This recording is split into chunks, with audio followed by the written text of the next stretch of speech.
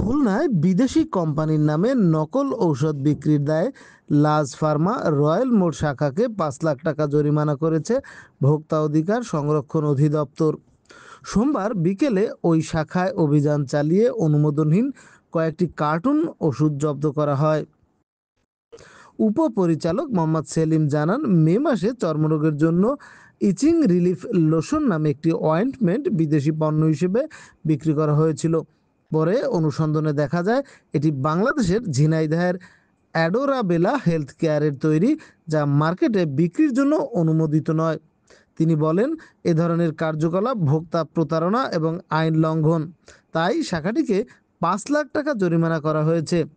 উল্লেখ্য, ২০২১ সালের ১৮ মে একই শাখাকে লাইসেন্সবিহীন ওষুধ রাখার দায়ে জরিমানা করা হয়েছিল। প্রোডাক্ট এটা হচ্ছে আপনার আগে ছিল এরকম, পরবর্তীতে এটা আমাদের বাতিল করা হয়েছে, কিন্তু এখনো পর্যন্ত উঠায়নি। তারা এখনো রেখে দিয়েছে। আমাদের কোম্পানি থেকে বলা হয়েছে যে এই প্রোডাক্টটা আপনারা উঠাই দেন, কিন্তু তারা উঠায়নি। সেক্ষেত্রে প্লাস ফার্মা ফোন দিয়ে বলছিল যে উঠাই দেন, সেই ক্ষেত্রে উঠাইনি এখনো।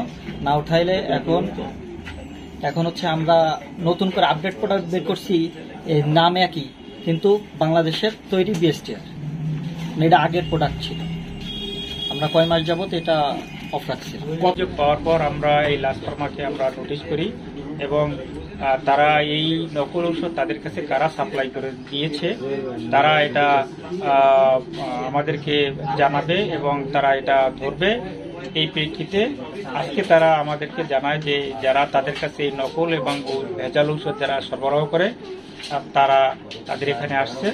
আমরা এর প্রেক্ষিতে আমরা এখানে আসি এবং তাদেরকে আমরা এই অ্যাডোরাবেলা যে ফার্মাসিউটিক্যালস ঝিনাইদহের একটা কোম্পানি, এই কোম্পানির লোককে আমরা ধরে ফেলি এবং তাদেরকে আমরা ধরে আমরা তা দেখি যে এই নকল ঔষধ তারা এখনো বিক্রি করতেছে। এর পরিপ্রেক্ষিতে আমরা তাদের ঔষধ যেগুলো ছিল সেগুলো আমরা দেখি এবং তারা স্বীকার করে যে এটা তাদের ভেজাল এবং নকল ঔষধ।